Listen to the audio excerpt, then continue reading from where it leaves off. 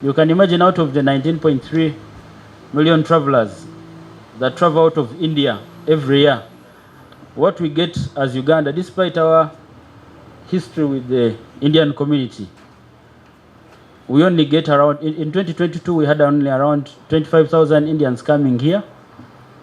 2023 we had only around 31,000.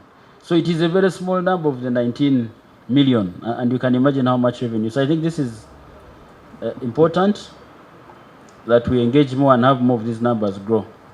This makes our participation at OTM both strategic and timely as we seek to tap into these lucrative Indian and Asian markets and establish Uganda as a preferred destination for Indian tourists and investors.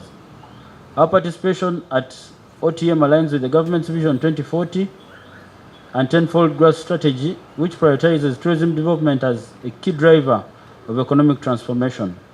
The Ugandan delegation, including public and private sector stakeholders, will promote the theme, Explore Uganda, the Pearl of Africa, showcasing Uganda as the ultimate adventure of a lifetime. And I know that engagements have been going on with the various members of the private sector and tour operators that will be participating in this expo to help us showcase and market Uganda well at the exhibitions. We aim to achieve significant milestones, including partnerships with international tour operators, promoting the Entebbe-Mumbai route, and fostering sustainable tourism collaborations. This is a unique opportunity to elevate Uganda's profile in India and South Asia. Our strong defense cooperation, for example, through Indian military's advisory and training team led by senior military personnel stationed at Uganda's Army Senior Command and Staff College in Kimaka, Jinja since February 2010. So they help in training the senior officers of the Ugandan Armed Forces, fostering skills and understanding between our defense establishments. Further, we have a strong Indian community here, though small in numbers, about 35,000, but strong in terms of ties and their economic and cultural contributions, bridging the gap between the two nations. They are very active in various sectors, whether it is manufacturing, trade, agro-processing, IT, and they are further more Indian companies are keen to invest in Uganda, and from the High Commission we help them, and we also receive good support from government of Uganda, and I'm sure with this we will have more companies coming here to tap the potential that we have in this country with the rapidly growing population and rapidly growing economy. That Uganda missions abroad that have been financed to pilot economic and commercial diplomacy are living to their expectations. The choice of our mission in India to make Uganda participate for the first time at the prestigious Indo-Asia Travel Market Show, the leading trade show in India and Asia that brings destination Uganda at the doorstep of the potentially world's largest tourism and travel market, is a correct one and a step in the right direction. May I take this opportunity to thank Uganda's High Commissioner to India and Uganda Airlines for their shared vision and ensuring that this year around Uganda is present at OTM Bombay.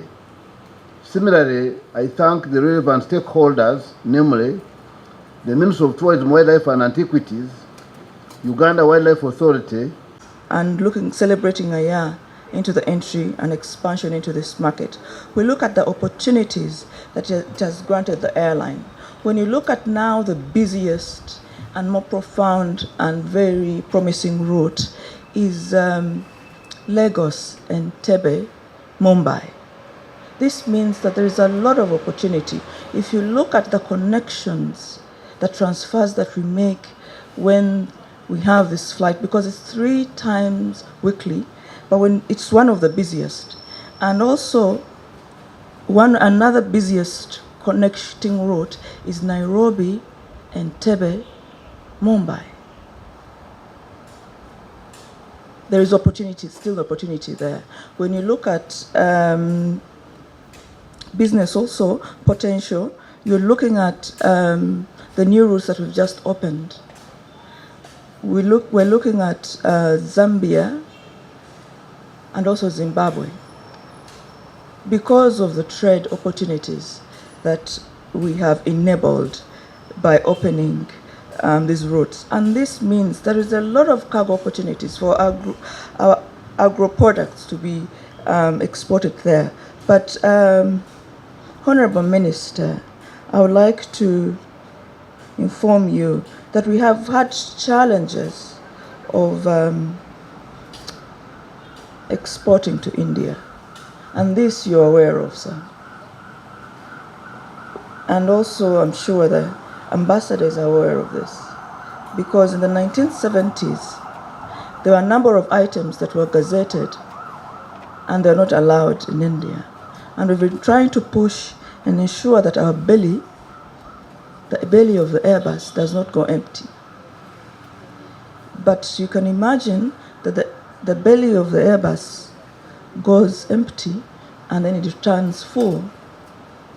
So we've, through diplomatic relations or commercial diplomacy, we appeal to your good ministry and your indulgence to be able to unlock the potential of some of these products.